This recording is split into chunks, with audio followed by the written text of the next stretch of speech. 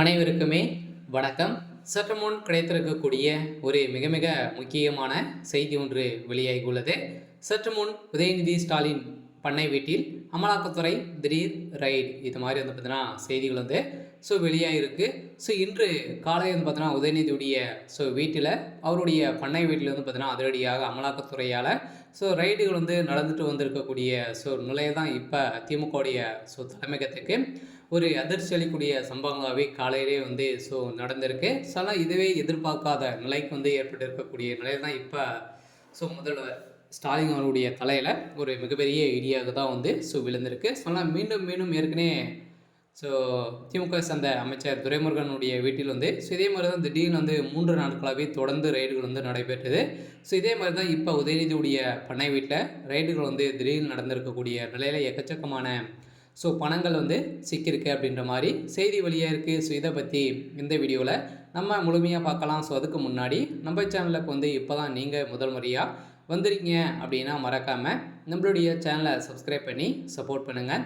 வாங்க வீடியோக்குள்ளே போகலாம். பார்த்தீங்கன்னா உதயநிதி ஸ்டாலின் அவர்கள் பார்த்தீங்கன்னா இப்போ துணை முதல்வராக இருந்திருக்காரு.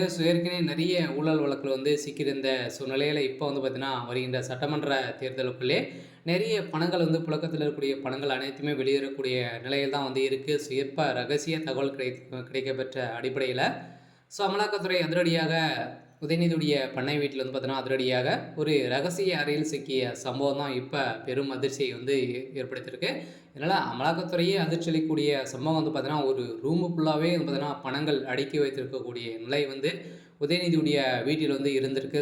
கோபாலபுரத்தை ஒழிக்கக்கூடிய நிலைக்கு தான் இப்போ தள்ளப்பட்டிருக்கக்கூடிய நிலையில் உதயநிதியுடைய கதை ஒட்டுமொத்தமாக முடிய போகுது. இந்த பணங்கள் அனைத்துமே கணக்கில் வராத பணங்கள் மட்டுமே இருந்திருக்கக்கூடிய நிலையில் தான் இப்போ உதயநிதி ஸ்டாலின் அவர்கள் கூடிய விரைவில் கைது செய்யறதுக்கான ஏற்பாடுகள் நடந்திருக்கு. இன்னுமே 2 நாட்கள் பார்த்தீங்கன்னா இதற்கு விசாரணை நடத்தப்படும் அப்படின்ற மாதிரி தான் உச்சநீதிமன்றம் பார்த்தீங்கன்னா தீர்ப்பளித்திருக்கக்கூடிய நிலையில் ஏற்கனவே உதயநிதி ஸ்டாலின் அவர்கள் நிறைய விஷயத்திலிருந்து சிக்கியிருந்தார் இல்லையா.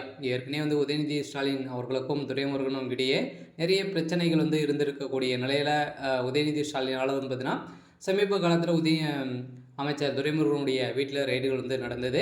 இந்த ரைடின் அடிப்படையில் தான் இப்போ துரைமுருகன் அவர்கள் செய்த சம்பவத்தினால இப்போ உதயநிதியுடைய வீட்டில் சிக்கிய சம்பவம் தான் பெரும் அதிர்ச்சியை அளிச்சிருக்கு.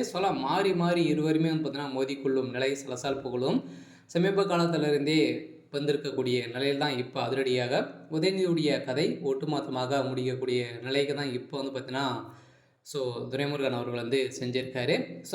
உதயநிதி ஸ்டாலின் அவர்கள் அவருடைய வீட்டில் சிக்கிய பணம் பார்த்தீங்கன்னா இது வரைக்குமே ஒரு 1000 கோடிக்கு மேலே பணங்கள் சிக்கினதாக ஒரு செய்தி வெளியாக இருக்குது. சரி, ஓகே. இன்றைக்கான அப்டேட் இதுதான். மறக்காமல் நம்மளுடைய சேனலை சப்ஸ்கிரைப் பண்ணி சப்போர்ட் பண்ணுங்கள். தேங்க்யூ.